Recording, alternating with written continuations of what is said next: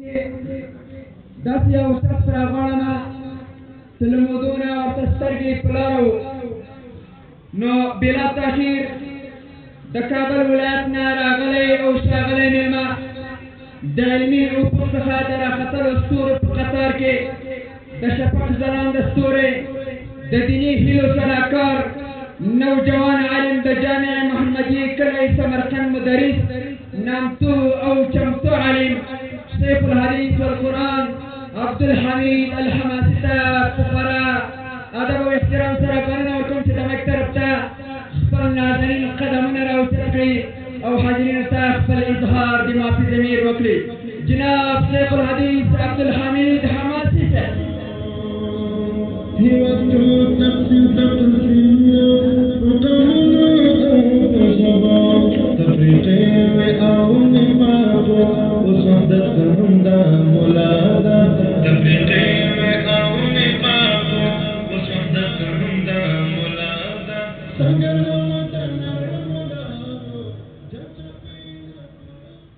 الحمد لله العزيز الحميد الودود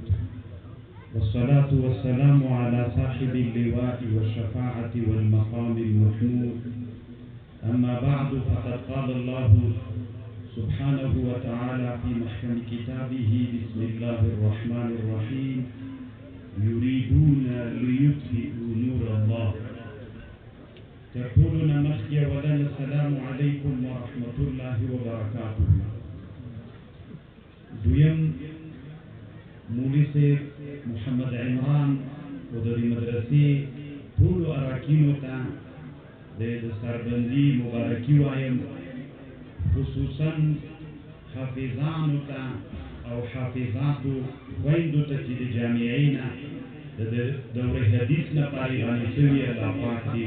ورته مبارک وکړي. او بل مجلس کې زما ترونه دي امام صاحب عبدالسلام شیخ صاحب استادان مين دي او نور علما دي ټول نه په اجازه باندې ټولان دي او تیر کال دغه ورځ باندې د مون تر چې دلته استاد د حدیثو او دنیا نیمګړې ده دلته ناستو مانې پوښتنه وکړه چې ته به راځې شاګردانو یې پوښتنه کوله چې خدمانه به څه کې مخکې راته ویلي نو الله پاک دې د هغه د حدیثو دوره متقبوله وګرځوي او الله عز وجل دې د هغه آخرت روښانه او ښایسته کړي. الحمدلله ټول عمر یې د الله د دین خدمت کې تېر شوی او تر اخره پورې چې د کال درس په نیمایي کې مریض او د الله تقدیر مونږ پرې راځي او الله دې جنتونه ورته نصیب کړي، الله دې وبخښي. او د شاګردانو یې پوښتنه کوم چې په دعا کې یاد ساتئ لیس للانسان الا ما سعی. یوه معنا یې دا ده د شاګردان دا سعی د استاد وي او استاد ته چې دعا کوي الله عز وجل هغه پې خوشحالي او رفع د درجاتو یې راځي. الحمدلله د شیخ صاحب دوه زمن نن د سربندي کې شته، فضیلت الشیخ ظهر الله مظهري صاحب چې د کابل جهادي مدرسې کې استاد ده، او بل فضیلت الشیخ مولوي صاحب شکر الله خالد صاحب د دویم زوی ده. دا دوه زمن پېژندل دي، نور هم که راغلي ما ته معلومات نشته. الله دې الحمدلله پنځه زمن علما دي چې سړی عالم وي او زمني علما وي، دا مړ نه ژوندی ده. الله دې د قبر منور وګرځوي، الله عز وجل دې رحم وکړي، الله دې جنتونه ورته نصیب کړي. ما دې داسې وخت کې وخت راکړو چې زه اوس څه ووایم، نه پوهېږم دومره ناوخته ده. ما چې ځان سره کوم عنوان تیار کړی نو هغه عنوان ما په یو درد راوړی، نو زه وایم که هغه عنوان وایم خلک اودسونه نیولي دي او زه نه پوهېږم چې ویې وایم که یې ونه وایم. تاسې نه پوښتنه وکړمه که ستړي یې زه نه خبرې کېږم، ځکه زه تقریبا من وجهین دلته کوربه یم او که که پتنګ یې بیا موضوع نه بیان او که داسې وي چې پتنګ نه یې نو بیا یې وایي کله چې انسان ستړی شي مازې ډک شي سر یې بیا په خبره هم نه پوهېږي ما دا خبره لږ مسلمانانو ورونو تاسې طالبانو ورونو که خبرې کېږي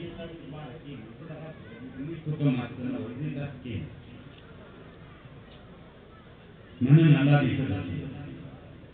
وی چې د ما خبره اورئ ځوانانو زه خبر تاسې ته کوم علماو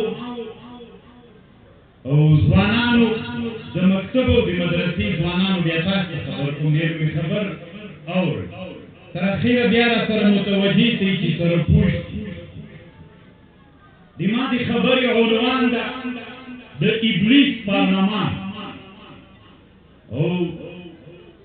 نظام ابلیسی شیطانی حکومت په دې عنوان یو خبر ځوانانو تاسې ته وایم ټولو ځوانانو ته تاسې ته یې وایم پابندي کېږئ مې ما په خبر ځان پوه شئ اسلامي امت کې یو سړی تېر شوی دکتور محمد اقبال اللاهوري یو مجاهد او داعي تېر شوی لوی دعوتګر د یو عنوان جوړ کړی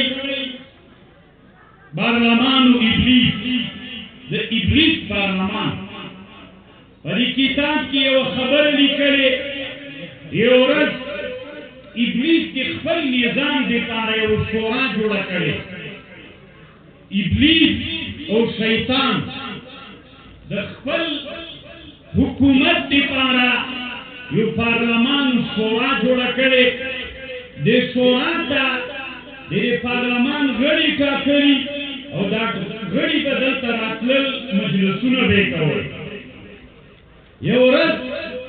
ابلیس ورته ویلې وی زه دا د تاسې پارلمان ته نن درځم حالت ډېر اضطراري دي چې د موږ د ابلیسي او شیطاني نظام څوک ونه نړوي نو زه د مشورو په مجلس کې نن تاسې سره شرکت کوم خو بیا م وایم ځکه ما اول کې د ما خبره را سره واورئ ځکه د ما اولینۍ خبره وروستنۍ خبره ټوله ربط لري د ما خبره زړه خبر نه ده د ما خبر نوې خبر ده چې د تاسې غوږونو اورېدلې نه ده نو شیطان هم راغی د پارلمان په لوړه چوکۍ ابلیس کېناست دا نور چارواکي هم کېناستل مجلس شروع شو هر د شیطان د پارلمان غړو هر یو خپل رایې ویلې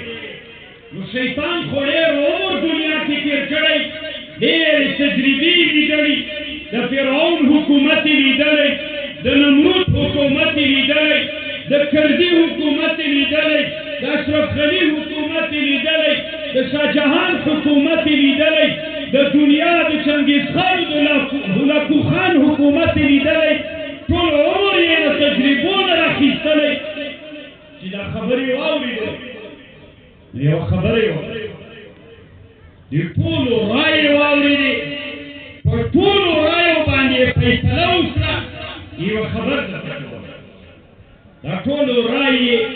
واورېدلې بېرته یې ردونه او نقد پرې وکړي په یوه خبره یې وکړه اخر کې وی تاسې د پارلمان غړو هسې ډارېږئ چې ابلیسي نظام به څوک ونړي څومره رایې مو چې پیش کړې دا یې وانخلي نه دی د ما نظام شیطاني او ابلیسي حکومت چې د دنیا د مځکې نه څوک نړوي هغه مسلمان به مسلمان وي دا داسې یوه د ایرو لاندې مړه سکروټه ده داسې یوه حامده د ایرو لاندې کامله سکروټه ده دا سکروټه اوس نه معلومیږي ایرې پې پرتې دي که دا سکروټه وچو بوټو لرګیو منځ کې ور وغورځېده دا ټول وچ لرګیو ته اور ورکوي نو تر ټولو نه خطرناک دماغ د نظام دپاره هغه مسلمان دی حاصل هم یې د خبرې اجمال درته ویل اوس لږ تفصیلا پرې غږېږم نو نه پوهېږم چې پوه شوئ که نه ابلیس پارلمان ته راغی وی دما ابلیسي نظام به څوک نه لري نو چا څه ورته ویلې چا څه ابلیس ورته ویلې وي مسلمان به دما نظام نه لري هغه وي ته مسلمان به دما نظام نه لري حاصل د دې خبرې دا تفصیلي کله چې ابلیس میدان ته راغی د پارلمان ته راغی نو ابلیس غوښتنه وکړه چې دما نظام جوړ د په ټوله دنیا حاکم که دیموکراسۍ ده که اشتراکي نظام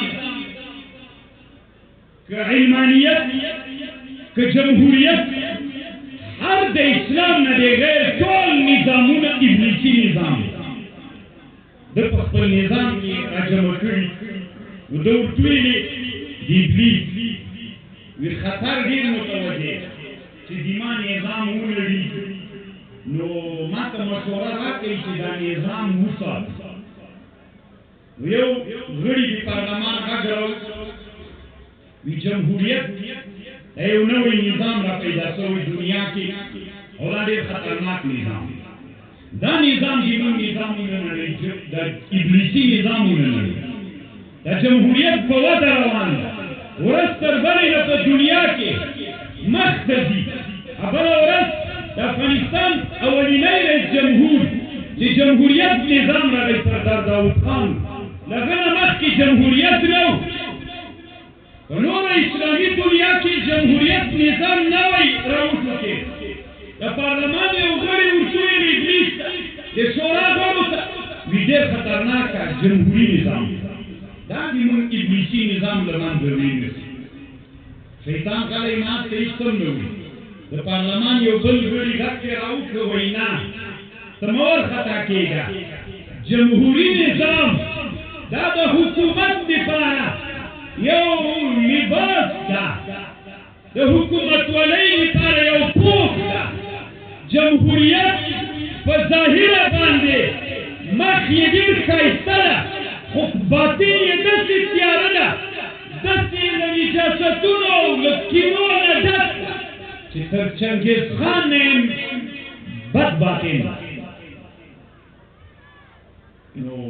تفصیل ورته وکړي جمهوریت نه مه ډارېږه جمهوریت موږ خپله جوړ کړی ابلیسي نظام ده دې نظام کې چې په ټولنه کې یو سړی راپورته شي کرامت او عزت لري دا سړی چې راپورته شي چې دې نظام مقابله کوي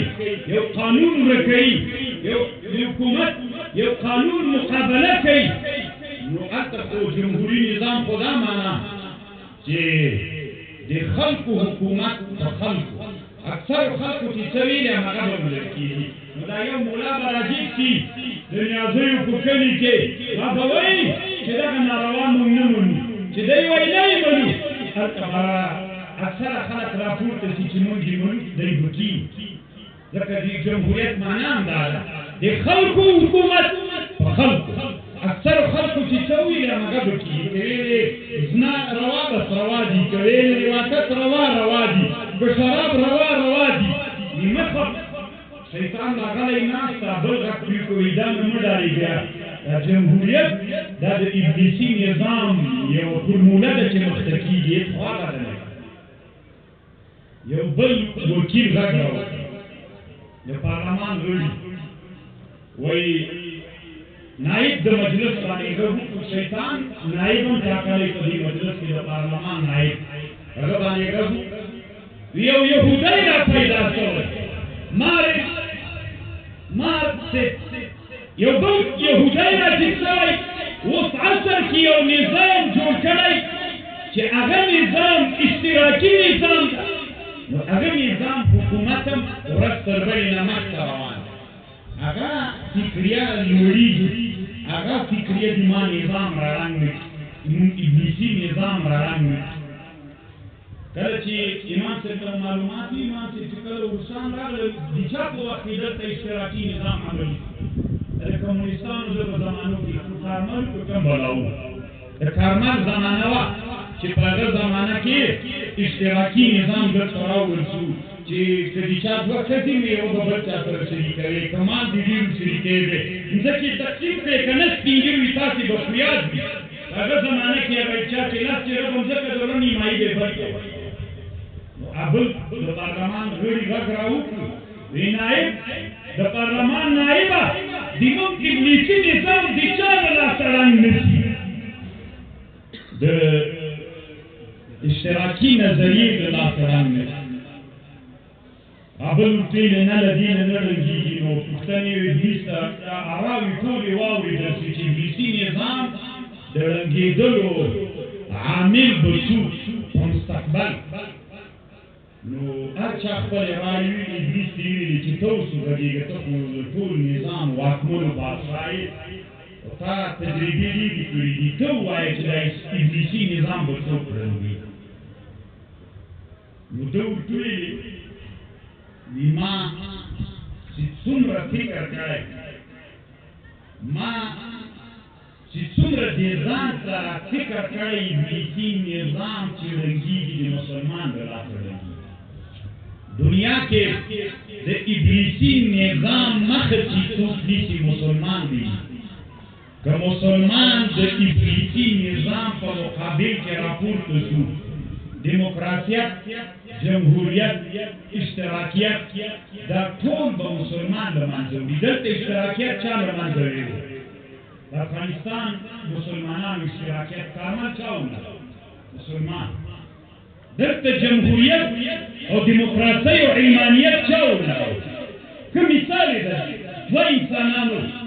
دوه لوی هغه نظامونه چې د شیطاني نظامونو برخې هغه مسلمان او چې مسلمان ونړولې نو ابلیس ورته ویلي زه یوه خبر زه به کوشش وکړم ځکه ناوخته وي خبره اوږدېږي حاصل به یې درته ووایم چې په تاسې درندم چې دما اصلي ټکی کوم یو مقصد دا ده نو شیطان ورته ویلي وی مسلمان نه ده دا دما نظام نړوي او په مسلمان کې هغه مسلمان اخرینۍ مشوره د پارلمان په دغه فکر وشوه چې دا وایي ابلیس هم د پارلمان ته راغلی و او داسې ویلې چې دما نظام چې څوک نړوي او اخرینۍ مشوره باید موږ پرې وکړو چې د دما ابلیسي نظام نه پرېږدي چې مخته لاړ شي هغه ملا وی عربي حکومت عربي لري وصیت یې پارلمان غړو ته وی عربي لري په غربي افکارو باندې چکره کوي عربي لري غربي فکرونه راوړي کله چې دغه مسلمانان په غربي فکرونو باندې مصروف شول ابلیسي نظام خپله وده کوي ابلیسي نظام په ټوله دنیا وزرونه خپروي نن یې وګورئ هلته په پارلمان کې یو عرب یاد شوي یو افغانان زه نه پوهېږم چې ګوګوګان بیا د ما خبره وانه اورېده به وایي چې افغانان ابلیس ته پېژندل ما مخکې ویلي زه کومه خبر چې کوم د فکرونو لږ لوړه ده خو زه تاسې پرې پوه کوم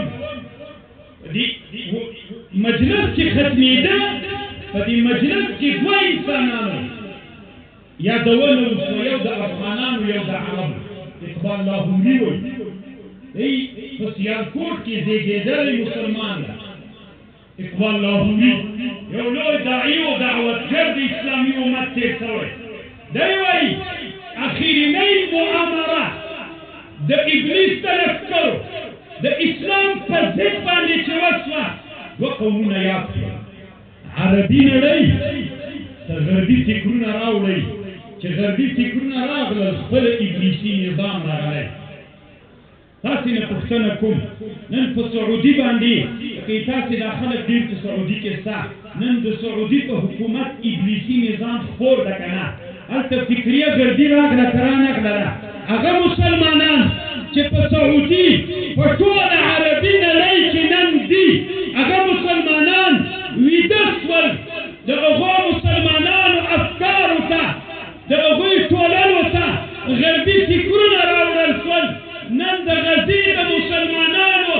فریاد او غږ هېڅوک نه اوري نن د غزې مسلمانان د آس د هغوی د مظلومیت او دا عربي امت نه احساسوي یو ویده کړي دي که نه عرب څه معنا او عرب غیرت عرب شجاعت عرب انقلاب عرب بدلون عرب د اسلام هغه سپرغۍ چې په وچه کې به دې واچوله ټولې ګیاوې یې سوځولې نن عربونه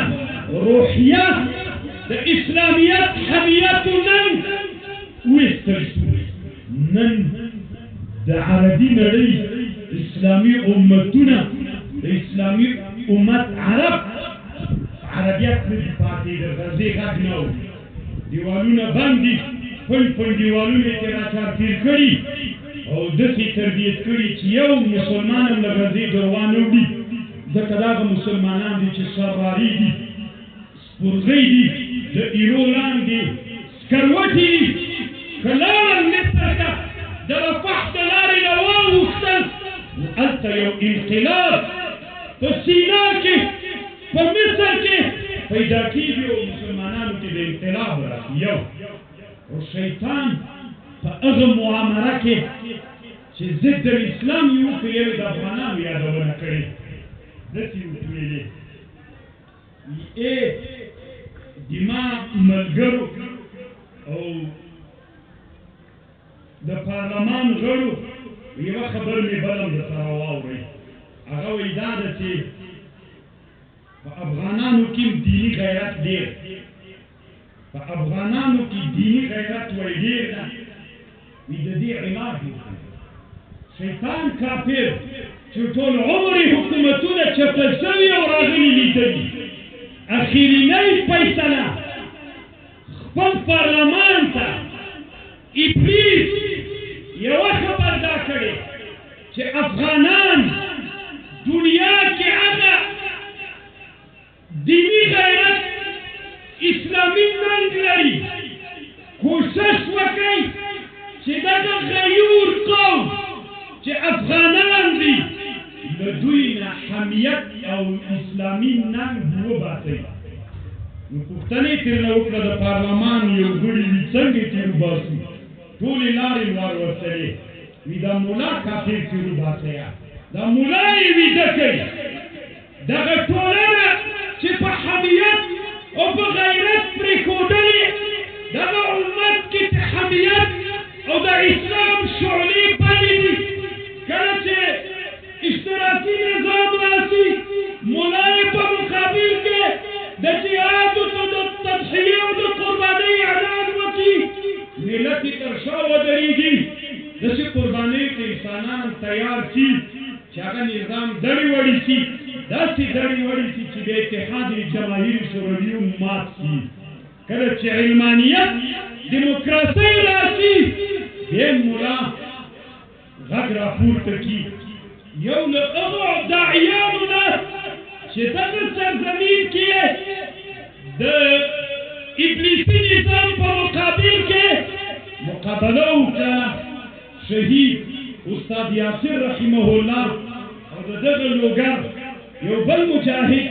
مفتی صاحب ګل احمد احرار رحمهم الله هغه سراري وې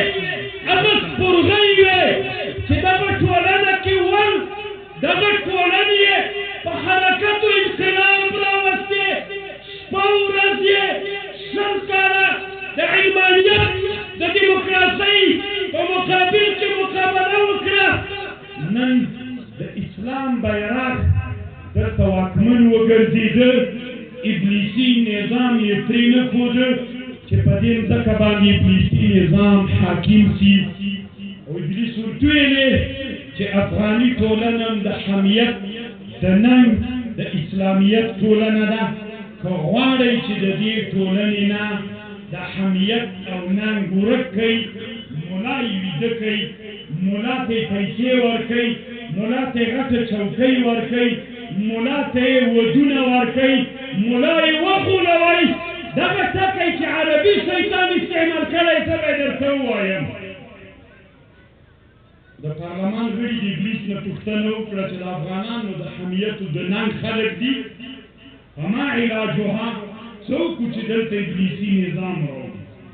وابلیس ورته ویل علاجها ان يغفو العالم من جبالها وسهولها د دغې مځکې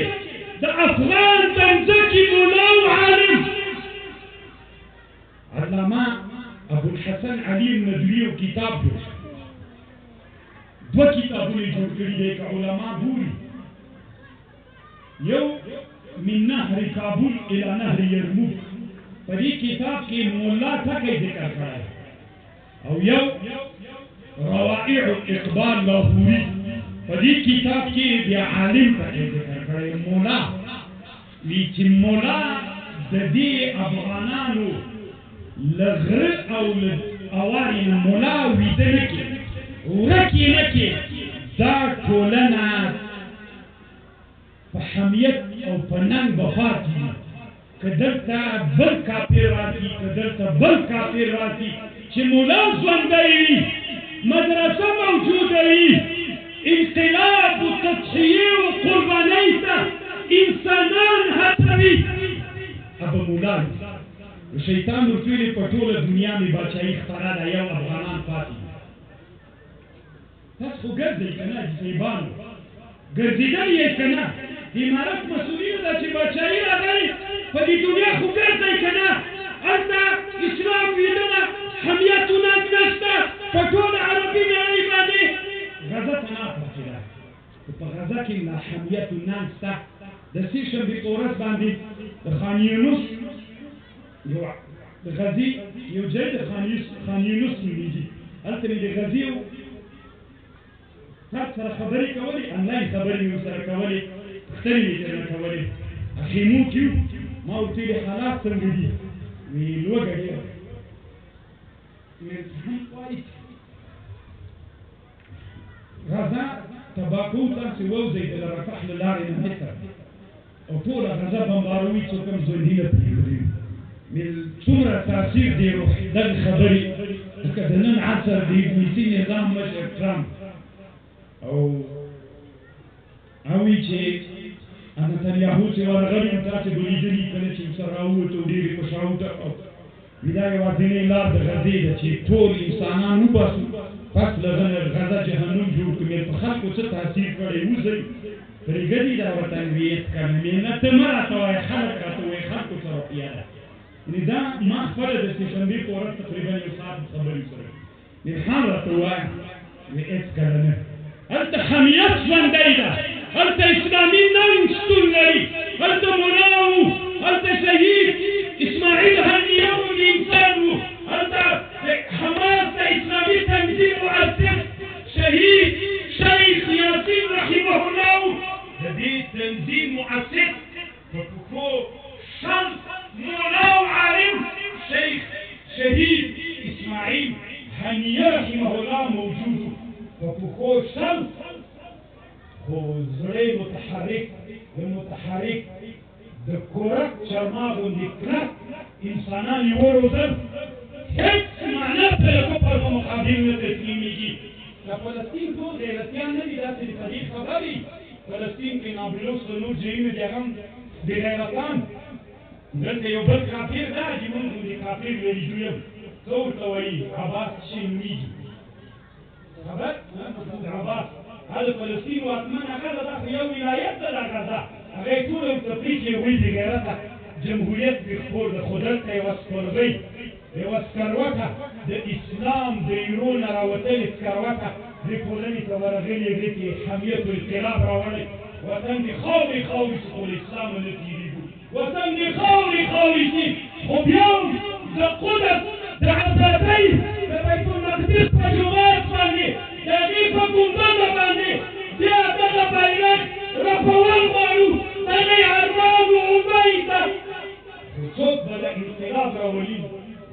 او عالم عربي نړۍ کامیابه شوې یوه غزا پاتې یو افغانستان افغان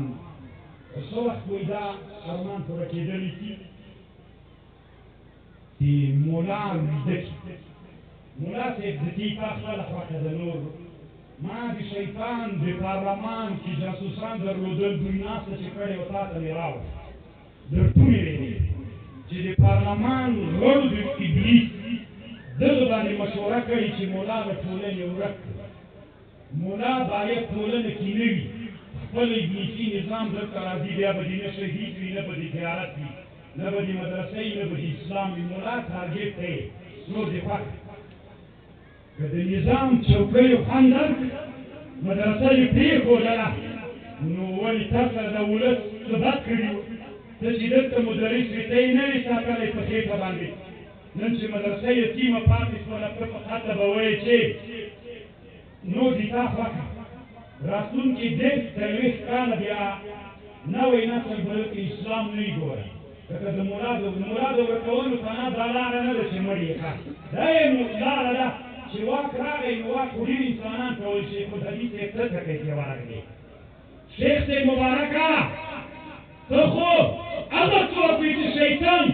د پارلمان اخرینی مجلس تا کړی و چې مولا ویده کوي خو دا ویده کېدل دي چې ته په چوکۍ کېناستې هېڅوک ما ته را پرېنږدي چې زه ورسره ووینم او ښې ډبلې پیسې تخلي دا مړه کېدل دي مولا له ټولنې مړ شو مدرسه مړه شوه شاګرد مړ شو دا سکروټه چې راووتله له دې ټولنې نه ټولنه خپله کرا ویده کېږي بیا به څه کوي داسې نه یې یو چا راته د ظلمت قصه کولې وي اتیا یې ښودل که 800 جوماتونه معطل پاتې دا مړه کېدل دي که بل چې ملا صاحب ولې پیسو لیونی کړې خاورې مې په پیسو راوړي زه کله نن وکیله مړه شوم زما مجاهد په دغه دشتو کې 100 کاله تر ټولو نه څه خوراک نه کړ تاسې به د شهید قاري برهان عبیده خبرې اورېدلې وي هغه چې جشن کې یو هغه ورغلي ورته ویلي دي وایي دوی دا وکړي زه څه خوراکونه خورم پیسې ورسره وباسي ولې ملا صاحب ولې مولي صاحب ولې رهبره ولې ته خو د اسلامي امت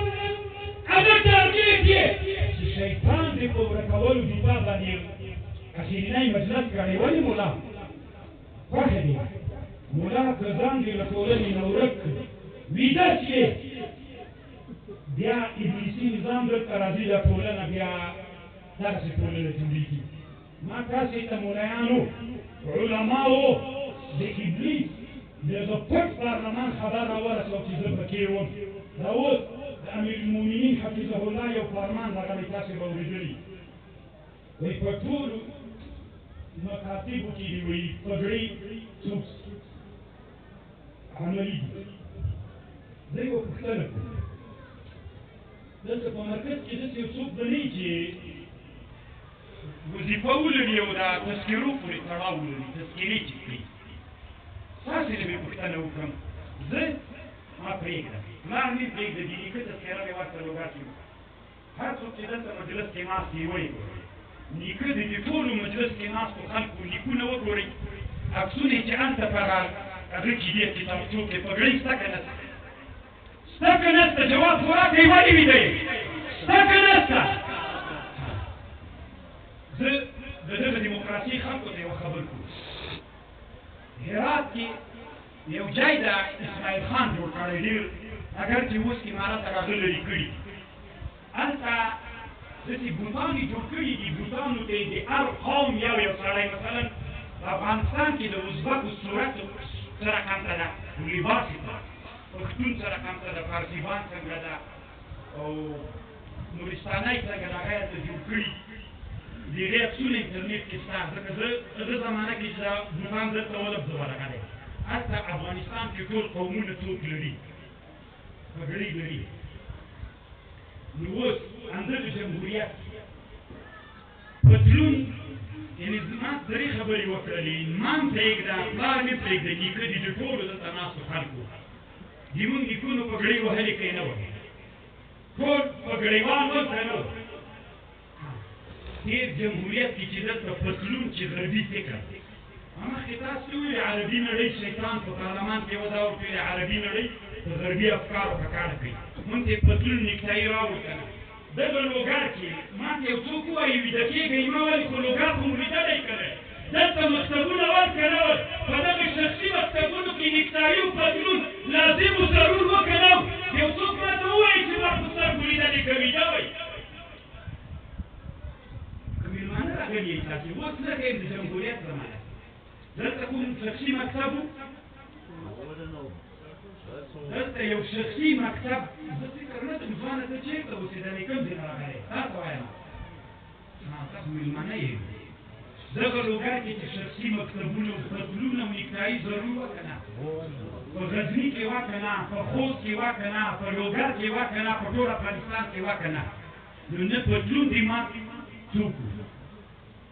نه دماغ رواج و کلتور و نه نیکټایي دماغ د رواج زه د جمهوریت په زمانه کې یوه کیسه درته وکړم ما ته ټول مسلمانان ویده سوي غوندې ښکاري که ما ته کوم ګیله وکړه چې ما ته اخر کې باید وخت نه وی راکړی چې ما انسانان پوه کړي وه زمونږ پوساکو کې چې مدرسه وه هلته یو مکتب د دې مکتب یو مولا و د جلبات دغه مولي صاحب اوس په د یو وزارت په سطحه باندې اوس غټ چارواکی هلته معلم و په دې مکتب کې هلته نیکټایي او پتلون ضروري و یو ورځ د جمعې ورځ و والد رحمه الله ژوندی و ما دومره توند تقریر وکړ ځوانانو ته د نیکټایي و چې پتلون پکړه دې ته مې خلک تیار کړل چې سبا ته یې هغه د مکتب هغه مشر چې څه ورته وایي سرمعلم ورته وایي کتاب الله ورته وایي دا یې وځپه جمهوریت کې مې دا کار وکړه وایي ما ته په زاریو راغی نفاق مې کړي دي او داسې مې کړي وه هغسې مې کړي دي دومره اندازه پورې د نیکټایي او پتلون هلته کار ورته کېده دما کلتور نه و نن چې دما ټولنې ته دما هم افغاني کلتور هم اسلامي کلتور د ټولنې ته په ما باندې عملي کېږي مونږ نارې وهو شیخ صاحب هم نارې وهي ملا صاحب هم نارې وهي پیر صاحب هم نارې راوهي ځوان هم نارې راوهي ولې څه کفر در باندې وشي ولې ته به راوهلی خپل کلتور راوړو که غواړئ چې په دغه ټولنه ابلیسي نظام حاکم کړي غربي افکار راوړي څنګه چې پتلون و نیکټایي راتلی چا ته لرې دی اوس چې پګړۍ راغله دا سړی نارې وهي مونږ د ابلیسي نظام په مقابل کې یو قدم چې پورته کړو په علمي میدان کې د انسانان په افغاني او په اسلامي کلتور باندې برابر وي چې د هغې سره ښه مقابله وشي دا نه د اسلام نه خلاف نه نه د افغانیت نه خلاف نه دا افغاني کلتور ده زه یو کتاب یادوم علما دې بیا دا کتاب پیدا کړي الملابس العربية الإسلامية في العصر العباسي دكتور صلاح حسين ونامي دكتور تكسوي دا كتاب جوړ کړی چې عباسي خلافت کې ګورې د اسلام لوی خلافتونه چې په دغه سرزمین په افغانستان باندې عباسي او اموي خلافتونو 200 کاله په افغانستان واکمني کړې اول د اسلام کې لکه اول د اسلام کې اموي او عباسي خلافت 200 کاله په افغانستان بچایي کړې په 200 کلونو کې په عباسي خلافت کې داسې ټولو حکومتي چارواکو باندې پګړۍ لازمي وه خو په پګړۍ کې فرق و ډاکټر هم پګړۍ وهله که شرمېده نه د ډاکټر پګړۍ به غټه وه او دا د دواسازو د دواخانې والا پګړۍ به وړه وه د امتیاز کتاب الاذکیاء کې ابن جوزي دا خبره لیکلې وزیر به پګړۍ وهله علامه ابو جعفر ابن جرير الطبري رحمه الله که دی څوک په تاریخ کې ګوري 319 کال یو ورځ د عباسي خلافت یو وزیر مانځه ته راغی مانځه ته چې راغی پګړۍ نه وکړه شاشیه په شاش کې پخوانی شاش څنګه چې د اصول شاشي ورته منسوب ده هغه زمانه کې یو قسم خولۍ جوړېدلې شاشیه یې ورته ویلې نو دا شاشیه خولۍ په سر کړې وه چې مجلس ته راغی د وزیرانو د حکومت مامورینو بد ورته کتل چې تا ولې دا یونیفورم خپل نه دی استعمال کړی نو مسلمانانو ورونو مونږ تر ټولو نه مهم مونږ ته دا ده چې د ابلیسي نظام مقابله وکړو چې ملا په ټولنه کې پاتې شي خو که ملا ویده شو رانه بیا ابلیسي نظام دلته خپله راځي نو الله دې دا مدرسه آباد لري ټولې دیني مدارس دې الله آباد لري ما که وخت نیولي زه معافي بښنه غواړم خو علماو نه بیا یوه غوښتنه کوم چې علماو دې الله په خاطر لږ بیداره شئ هوښیار شئ خپله د دې سببونه ګرځېږي چې ابلیسي نظام دلته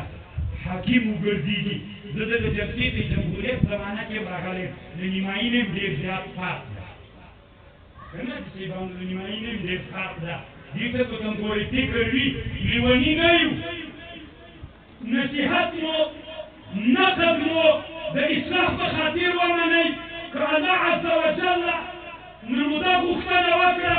چې دردونه چې مونږ په زړه کې د اسلام دپاره ډېر لیکلي تاسې والله العظیم هغه دردونه چې زما په زړه کې وي که الله عز وجل نه یې وغواړم چې داسې کوټه کړه او یو جسم چې جوړ کړه غرونه به وګرځېږي خو د الله په خاطر باندې علماو ویده کېږئ مه دغه نه درس واخلئ چې دې جلسې ته زه 8 کاله 7 کاله مخکې راغلی یم خو نن د امارت 4 کاله پوره کېږي راغلی یم تاسې یو دا جلسه حاکم وګرځوئ